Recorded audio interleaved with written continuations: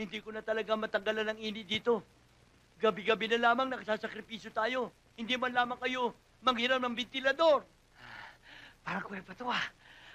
Walang kahangin-hangin. Sobrang init! Tama na nga, puro kayo angal. Hindi kayo marunong gumawa ng paraan. Isipin nyo, nasa Alaska tayo. Puro yelo. Ang lamig. Ginawa ko. Ang lamig. Ginaw. Ano, Tol? Hindi ko pa ba giniginaw? Ang init pa rin eh! Mainit talaga sa lugar nito. Tumahimik ka na nga dyan. Pag hindi ako tumigil ng kapapaypay, ilang araw lamang kukulanin ako. Pira! Makahanap ka ng lugar na malamig!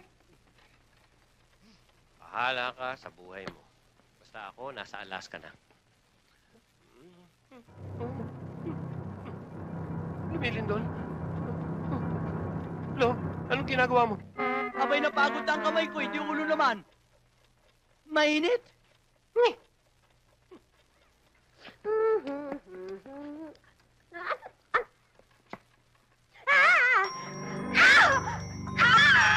Ano yung sigaw na yun?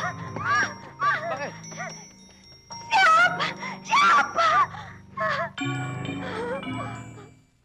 Halika na. Teka. Paano, Lolo? Pabayaan na lang natin ang lolo. Total matanda na yun eh. Tayong dalawa na lang maghanap ng trabaho. Tsaka, mukhang type na yung lolit eh. Pabayaan na lang natin sila.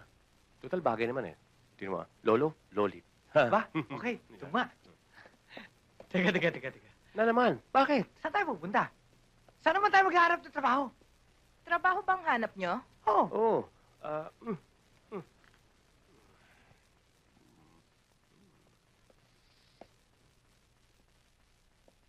Sino kaya sa inyong dalawa ang pangahas na nag-abala sa akin ng 2 araw? Ikaw ba yon? Ba, hindi ko ah. Wala akong kinalaman dyan. Sa bagay, dahil binigyan niya ako ng rose, pinatawad ko na siya. Ako yun. Ako nagbigay niyan. Alam ko namang ikaw yun eh.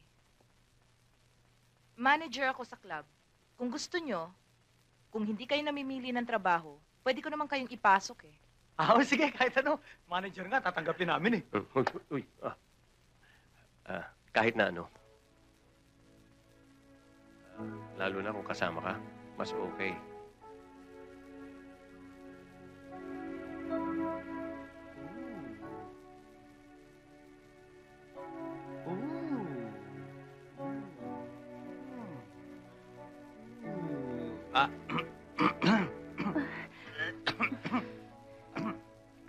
Shall we go?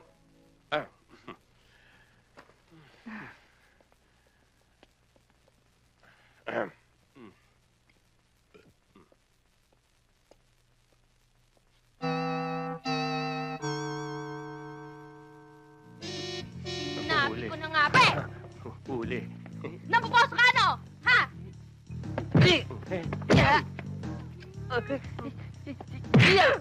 Bastos! Bugbog si Kalbo. Ay! Ikaw pala bastos eh. Ikaw nangahalik eh. Sorry. Sorry.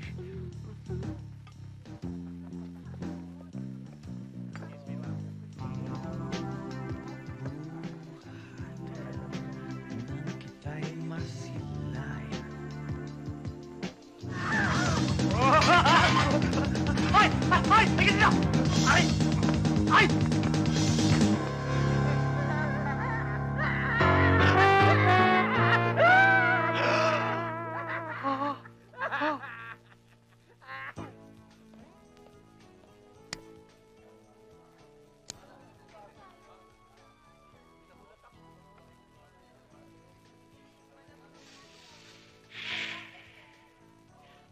Ganda niya talaga.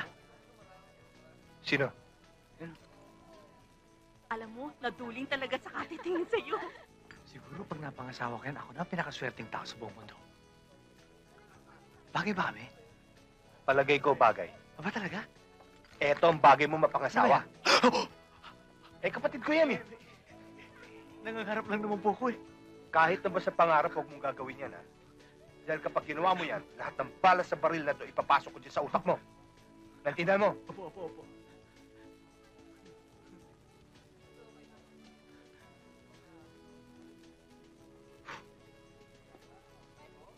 Hoy, pupuntahan mo kapatid ko? CR po, sa CR.